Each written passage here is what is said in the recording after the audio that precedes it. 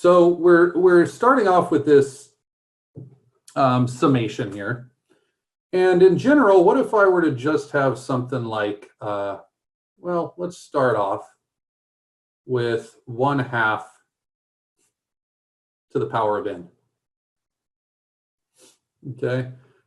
And let's just write out what this sum looks like. So 1/2 to the power of n, if I were to start with n equals 0, would mean that I have 1/2 to the 0 power plus 1/2 to the first power plus 1/2 to the second power, right? And so on.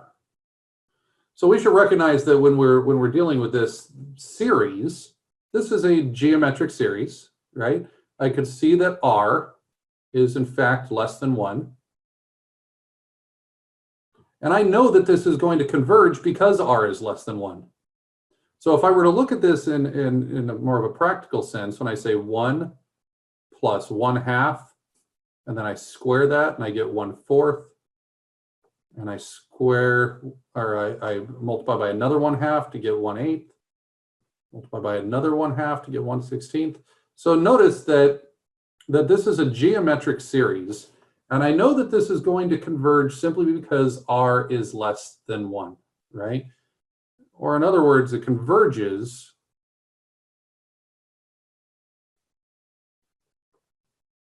since r is between 1 and -1.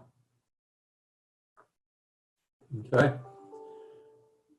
Now I can also determine what it converges to. Okay, so I know that this is going to converge, and we know that S is going to equal A1, or the first term, which in this case is A0, divided by 1 minus R. Okay, so let's take a look at that 0 term. I know that this is going to be 1 divided by 1 minus 1/2. Okay. Well, if I work that out, that becomes 1 over 1/2, which is equal to 2. And that should make sense because we did learn that the sum from 1/2 plus 1/4 plus 1/8 and so on is all equal to 1.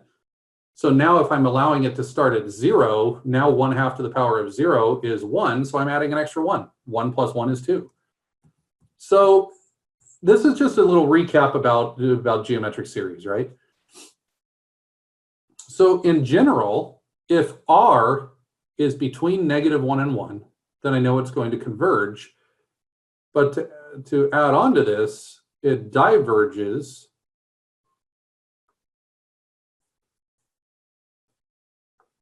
when r is less than -1, less than or equal to -1, or when r is greater than or equal to 1. Well, I'd like you to take a look at what we've just demonstrated here. Geometric series have n as its power. And anytime you see a power of n, or n minus 1, or whatever it is, anytime you see a power of n, then you know that it's going to converge in very particular circumstances, and it's going to diverge in other particular circumstances, right? All right, so now for power series.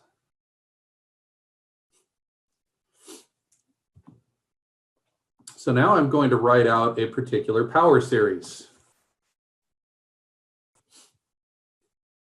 The sum from n equals 0 to infinity of x to the power of n.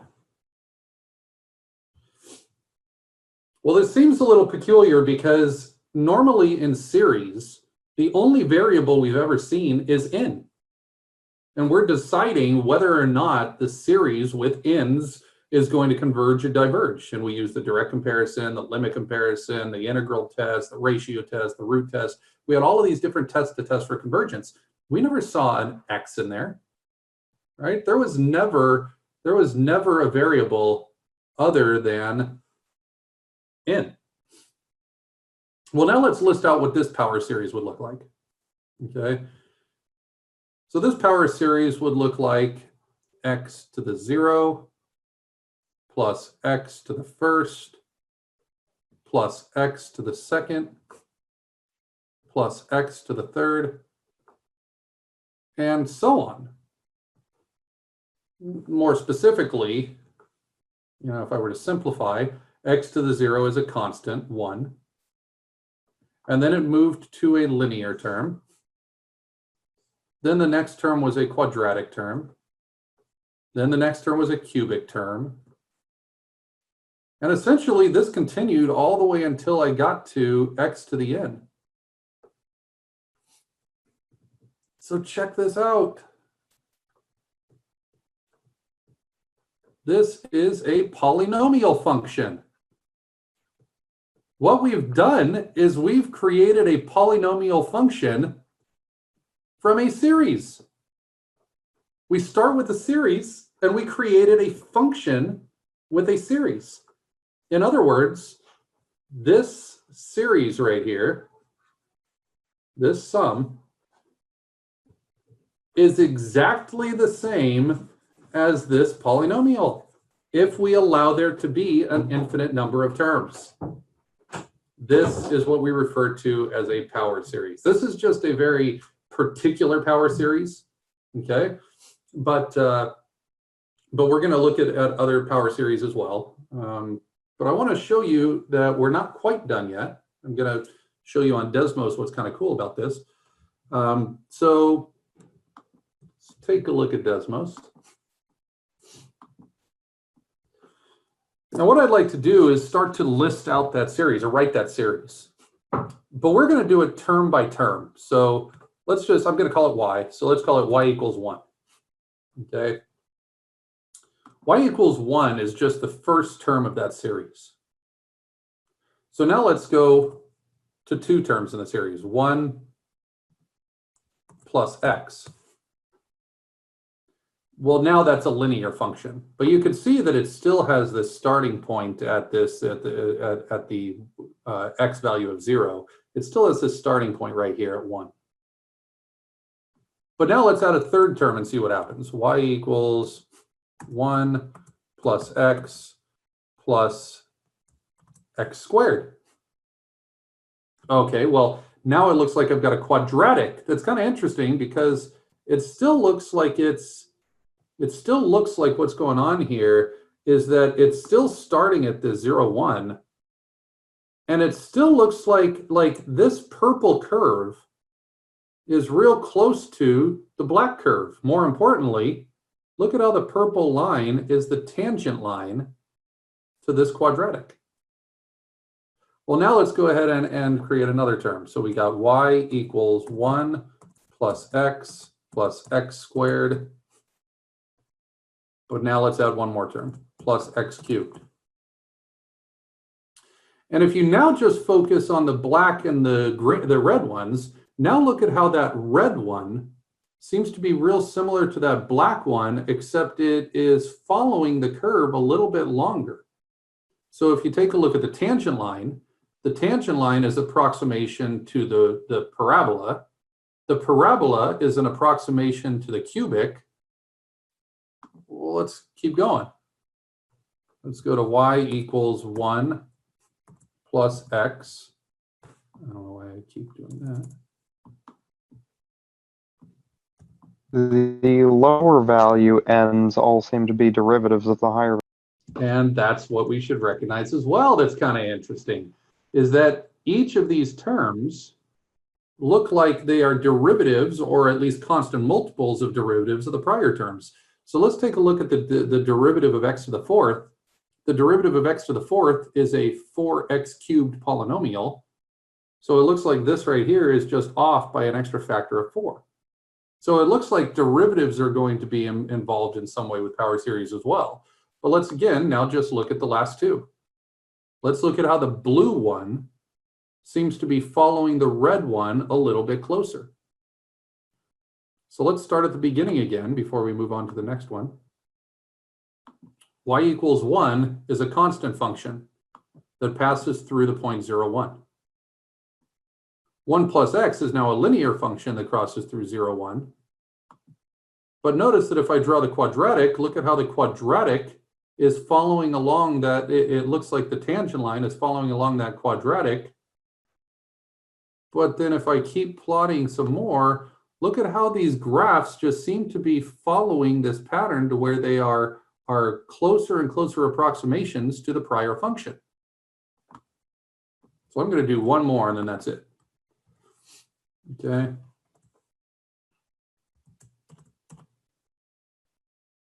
Okay, maybe not that. Maybe that's not it. I'm going to do one more. Let's do one more of this just very special power series, plus x to the 6th. Okay. So what it looks like is happening here is that as I add an infinite number of terms, I'm eventually getting closer and closer and closer to some particular function. So it looks like at first the function was a constant function, but it's not. It looks like now the function is perhaps a line, but then it turned out that when I added another term, it turned into a quadratic. And so over and over and over, it looks like we are getting closer and closer and closer to some particular function. This is just fun. I'm going to add one more. Okay. And if I continue, look at what's going on when I zoom out a little bit.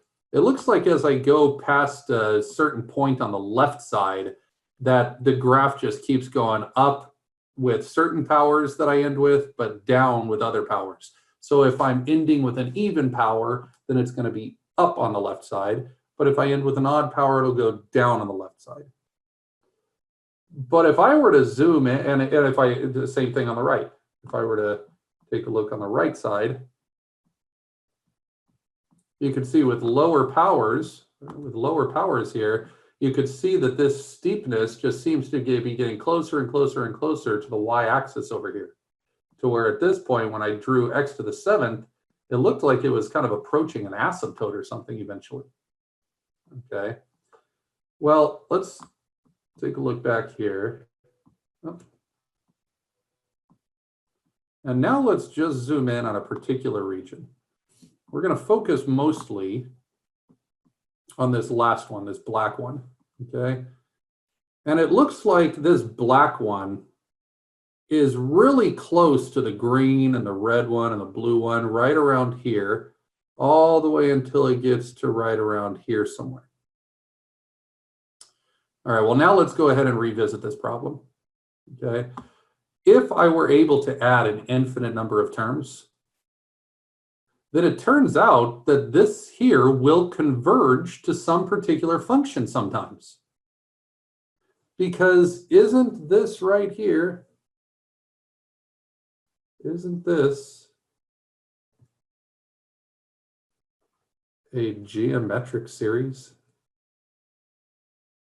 It's just instead of saying R, we're using the variable x. This is a geometric series.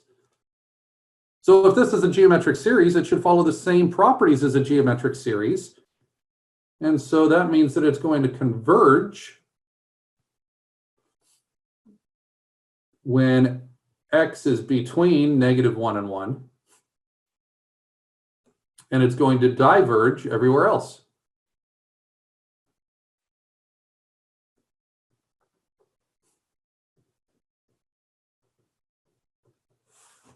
And if it converges between -1 and 1 and diverges everywhere else, then that must mean that I should be able to come up with a formula for the sum as well. So the sum is going to be equal to the first term, which is again A0, divided by 1 minus the common ratio. Well, let's see what that is. A0 was 1. R is just x. So what we've done here is we can now recognize that since that series, okay, let me rewrite this now just so you can see the beauty in what we just did here, because this is absolutely amazing. We just recognized that if we take the sum from 0 to infinity of x to the n. We just determined that that series is in fact a function of x. It's 1 plus x squared plus x cubed, and so on. But what we also just recognized is that that series is nothing more than the function 1 over 1 minus x. As long as x is between -1 and 1. So we have now approximated a power series with a function. We can now see that this power series is nothing more than this function as this function of x, as long as the x value is between -1 and 1. So let's go back to Desmos and see what that even means. Okay, so I'm going to uncheck all of these here.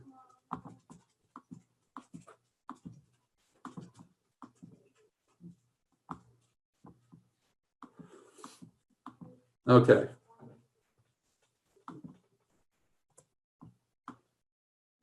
So let's graph that function f of x equals 1 over 1 minus x.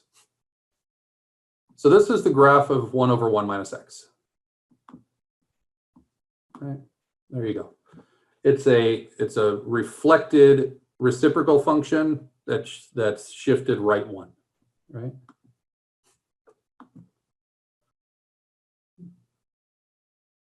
Yeah, I'm going to do that in a second, Carlos. Okay, so here we have the graph. Okay, and we would like to approximate this function with a polynomial. So it turns out that we could approximate many, many functions with a polynomial. Now, why would we care? Because polynomials are easy to differentiate and they're easy to integrate. Other functions are often difficult to do so, if not impossible. There's some functions that are completely non-integrable, right? But if we could approximate that function with a power series, then we should be able to approximate any non-integrable function with a polynomial. So let's just take a look at why this function is in fact an approximation to, or each of these polynomial functions are approximations to this red function right here.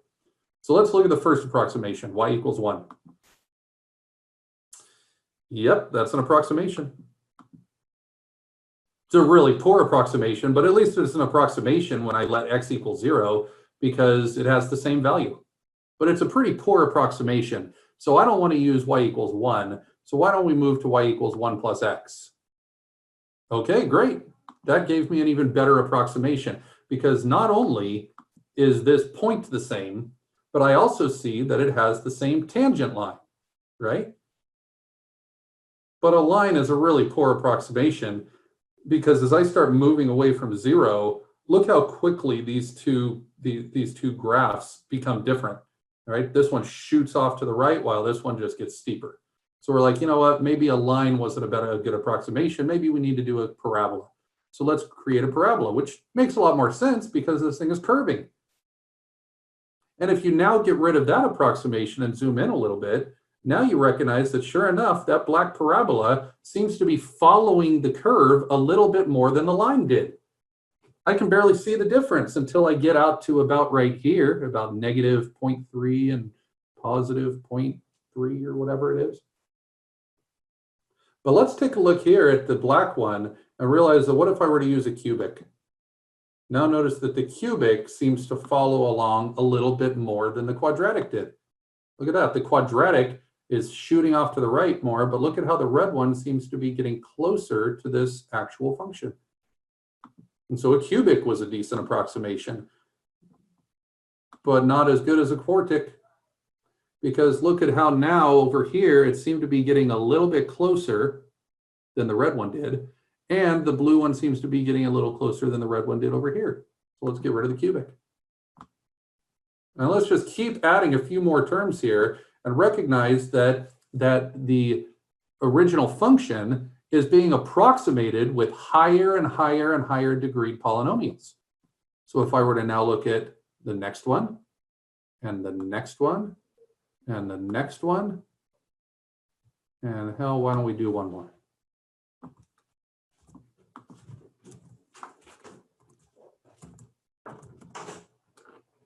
Then what we should be able to see is that if you compare just the x to the fourth and the x to the eighth, look at how the x to the eighth is following the curve a lot closer for a lot longer than the original x to the fourth one was.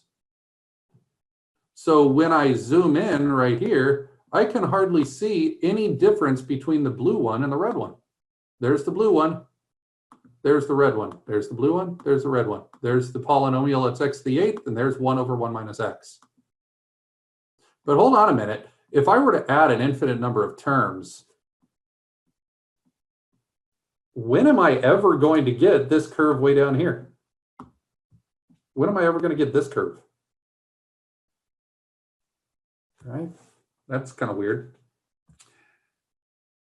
And what about over here? When am I ever going to get close to an asymptote? That's never going to happen, because notice that it's just going to either go completely down to infinity or up to positive infinity. So I'm never going to get down to this asymptote over here. So I can't say that a polynomial is going to exactly be 1 minus 1 over 1 minus x. But that's where this last part comes in right here. This part right here is one of the most important parts of this power series, because what this refers to is what we call the interval of convergence.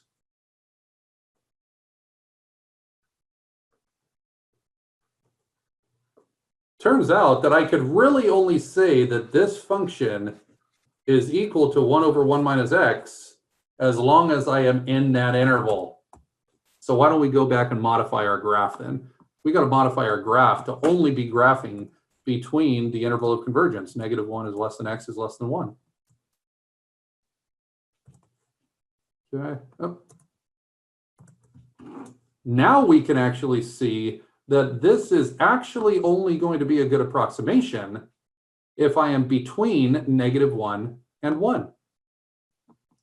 Which makes sense, because if I go past the asymptote on the right side, right, then I'm never going to be able to see this graph that was down here. So I know that I can't use that function to approximate anything bigger than 1. And we also see that if I end up adding that more and more terms, that this graph just seems to be getting closer and closer and closer to the approximation. If I were to look at compare that to the quadratic, okay, look at how the quadratic only followed the curve for a little bit, but then as I got to the x to the 8th, it followed it a lot more. And so as we increase the number of terms to an infinite number of terms, that power series becomes this function. This idea right here is extremely important. This last line right here is extremely important in the idea of power series. Not only is this the most basic series, but it turns out that from here, we're going to be able to also use this fact that the sum from n equals 0 to infinity of x to the n is 1 over 1 minus x to come up with power series of things that somewhat resemble this but look different. Okay. So I'm going to stop there for a minute and just let you digest what just happened here and see if you got any questions. Anybody have any questions?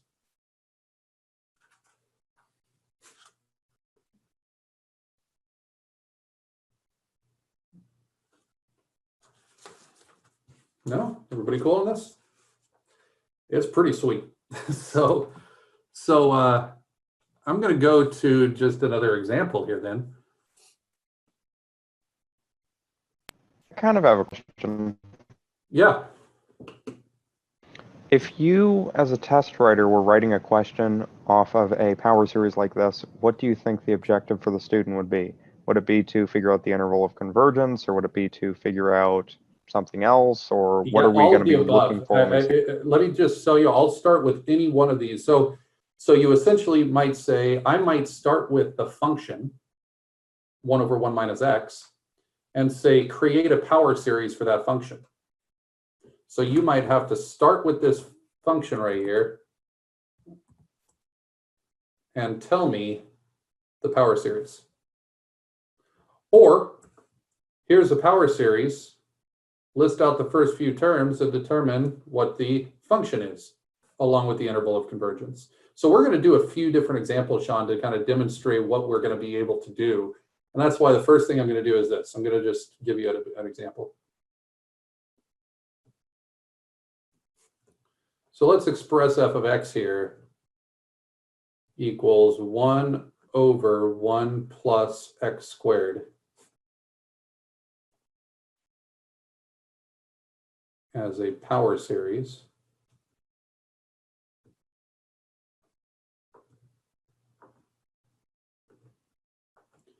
And find the interval of convergence.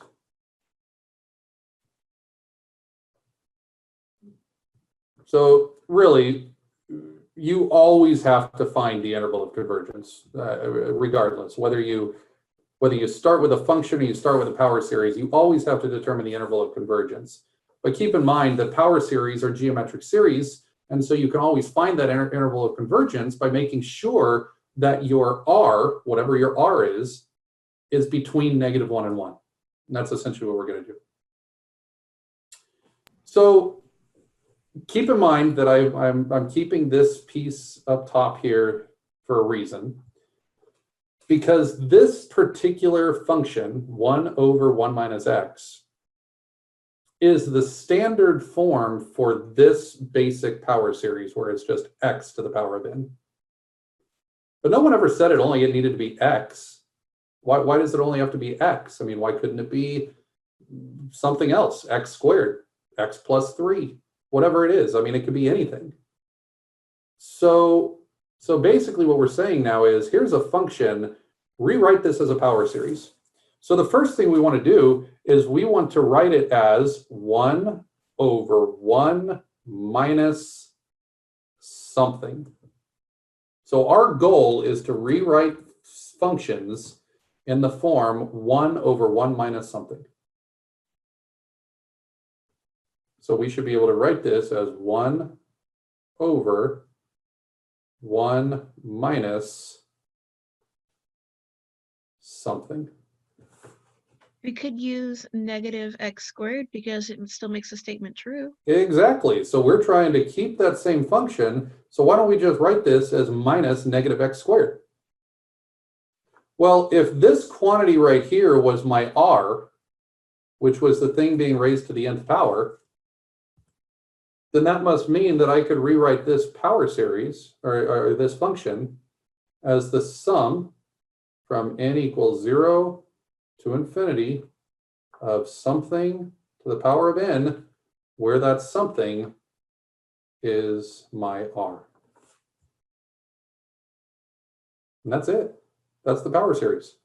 Now we could, if we want to rewrite this in a different way, we could write this as, we could rewrite this by distributing that n, because sometimes it will look a little different.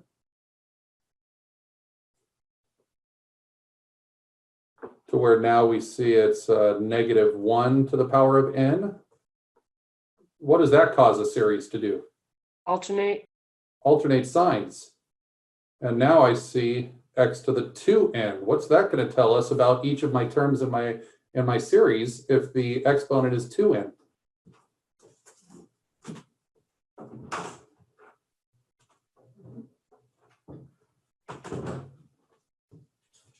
Anybody tell me, if I have x to the power of 2n, how is that going to affect each of the terms in my series?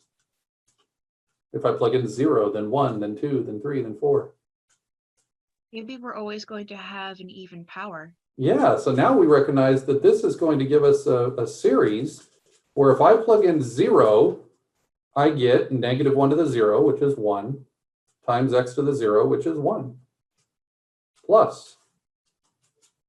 Now we plug in 0, or 1. But if I plug in -1 to the first, now it's -1. So that means that it's not going to be plus, it's going to be minus. And now when I plug in 1 to x to the 2n, I get x squared. but now it's going to change to plus because of the fact that this causes it to alternate signs. And when I plug in 2, I'm not going to get x squared anymore. I'm going to get x to the 2 times 2, which is x to the 4th, minus x to the 6th, plus x to the 8th, and so on. So what we've just demonstrated is that this function can be approximated with this polynomial, as long as I allowed there to be an infinite number of terms. But since we can't really give or list out an infinite number of terms, that's why we end up writing it as its power series form. Could somebody tell me why I'm not quite done? We still Need to have find the interval of convergence. Got to find the interval of convergence, because I'm not saying that this function is always going to be 1 over 1 plus x squared. If I graph 1 over 1 plus x squared, notice that that's going to kind of look like a normal distribution curve. Give me a sec here.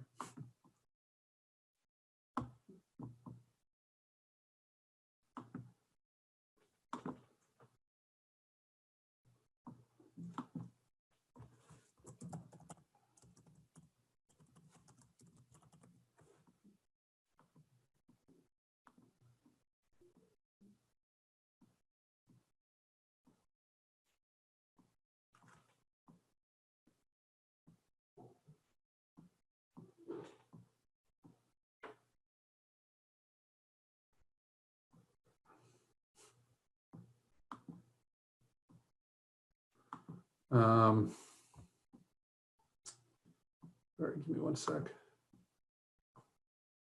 Okay, so let's go ahead and modify this then. So we can make this 1 over 1 plus x squared now. And let's get rid of that because we don't know what it is. So that's 1 over 1 plus x squared. Well, that would mean that we would be actually modifying each of these values as well. So the first value approximation would be y equals 1. The second one would not have a linear term. So there's no linear approximation to this, but that makes sense because the only line that I could draw at x equals 0 is horizontal. So there is no linear function centered at 0 that I'm going to be able to draw to approximate this curve. So instead, we delete that one, and we now say 1 minus x squared. Oh, look at that. And look at how it starts to mold to the red curve a little bit more. So now let's get rid of the green one and recognize that because this power series expansion only has even terms, there isn't going to be a cubic polynomial, but there is a quartic. So it's going to be 1 minus x to the 4th, or 1 minus x squared plus x to the 4th. And look at that. Notice how it seems to be molding a little bit further than the black one did. If you zoom in here, look at how the black one seemed to mold only to about right here, while the blue one seems to mold to the red curve a little bit further. Right? Okay, so that's a better approximation. So let's go ahead and go on. Well, there is no x to the 5th approximation, but there is an x to the 6th. So 1 minus x squared plus x to the 4th minus x to the 6th. And notice that that's going to mold a little bit further than the blue one. And there is no x to the 7th, but there is an x to the 8th. Okay.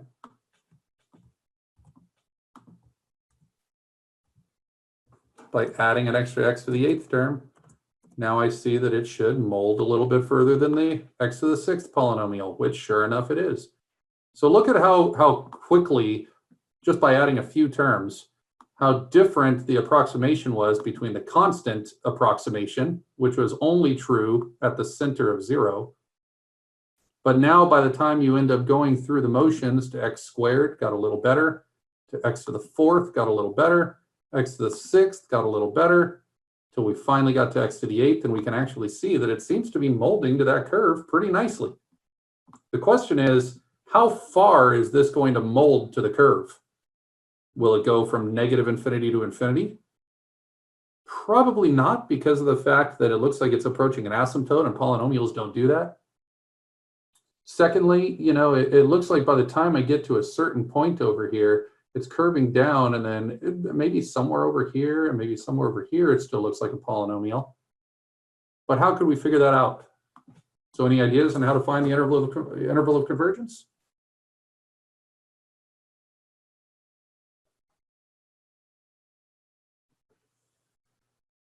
We have to use the ratio test. That's a good thought, but we really technically don't, because we recognize that isn't this here is again a geometric series.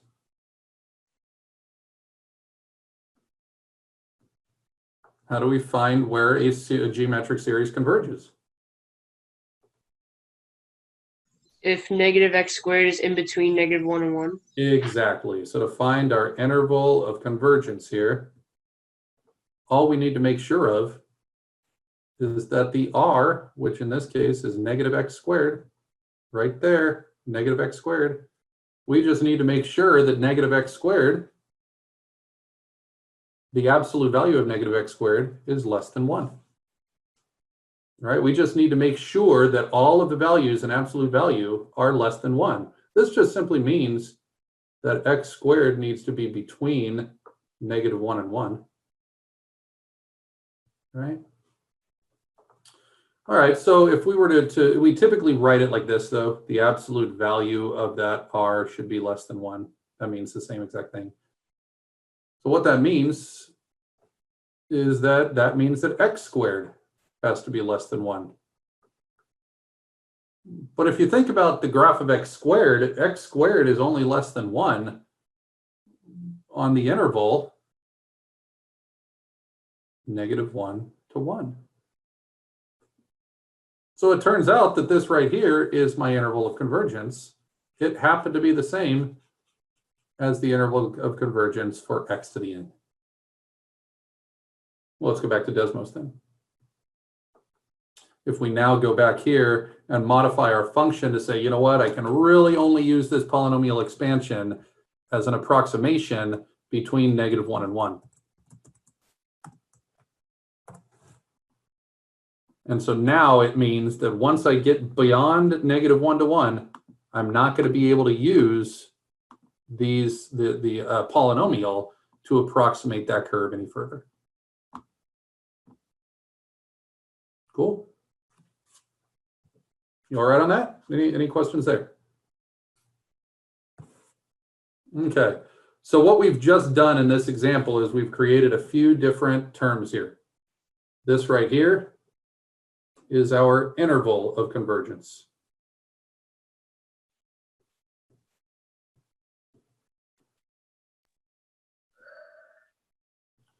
But what we've also created or determined was something referred to as the radius of convergence. The radius of convergence is essentially just the distance cut in half, because it's going to converge by being spread out from some particular center. In this case, the radius is 1, because if you look at this, the center of this distribution right here was 0.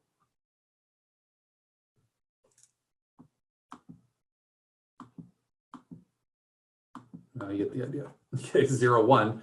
And you can see that the interval of convergence, if it would span from -1 all the way to +1, well, that's a total distance of 2. Half of it is 1, so I know that the radius of convergence is in fact 1. Okay? So I think we're ready for a little more of the theory, if you're cool with that. Everybody okay with that then? So that's one type of example that we're dealing with. I'd like to head to the lecture notes now and kind of go through this in a little more detail. All right, so power series in general, okay, are going to be series that are in this form. So we already looked at x to the n, but what a real power series is, not a real power series, more generalized power series will have a will have a coefficient in front of x to the n that's not a coefficient, but rather a sequence.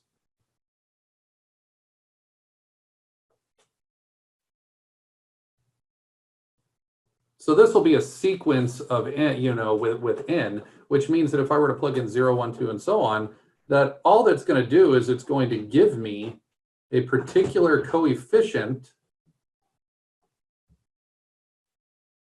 that's nothing more than a sequence of terms called C sub n. So we've seen a few different sequences. Maybe the sequence is, if I were to create the C sub n as being, I don't know, 2n plus 3, then C sub n would simply be the sequence where I plug in 0 to get 3, plug in 1 to get 5, plug in 2 to get 7, plug in 3 to get 9, and so on, right?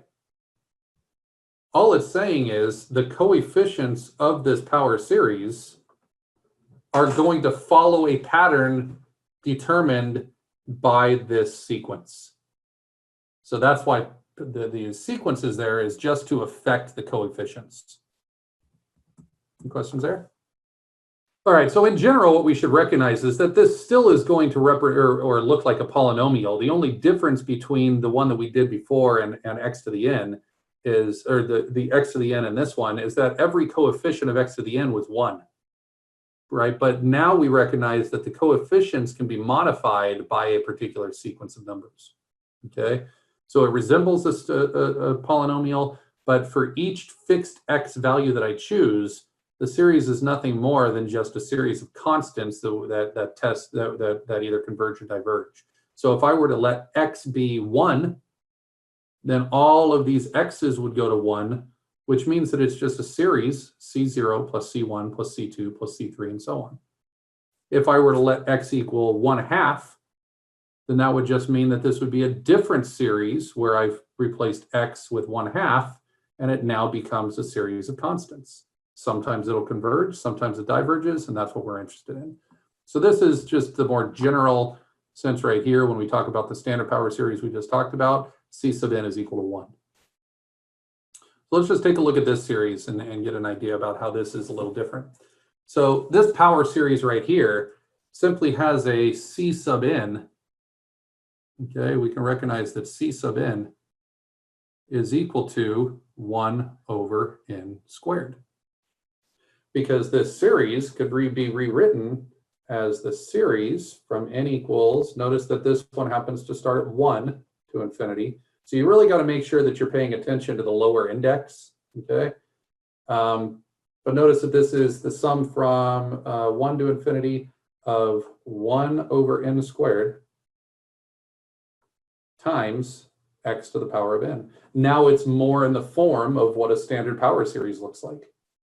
So that must mean that each of the coefficients follows that pattern 1 over n squared, which makes sense because if I plug in 1 here, if I plug in 1, I get 1. If I plug in 2 here, I get 1/4. If I plug in 3 here, I get 1/9. If I plug in 4, I get 1/16, which is just affecting the coefficients of each of these terms. So that's why this is the form for this particular power series, okay? Well, let's just evaluate this function for various values of x, because remember that this is in fact a function of x, right? I want to remind you, this up here is a function of x, because it not only, it's not a function of n, because once you expand it, there are no n's, right? It's a function of x. So that must mean that I should be able to evaluate it for various values of x. So let's just plug in 0, and 1, and -1, and -2, and +2, and just see what happens to the series.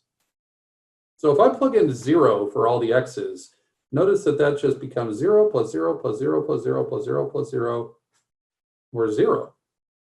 So that means that this series converges for x equal to 0. Let's look at 1. Okay, so if I were to plug in 1, then that would just turn this into 1 plus 1/4 plus 1/9 plus 1/16, and so on.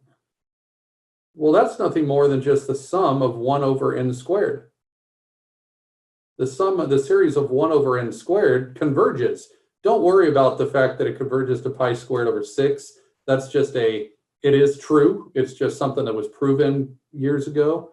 You don't have to know what it converges to. All we got to know is this is a p series where p is greater than 1. So I know it converges. So it converges when x is 1.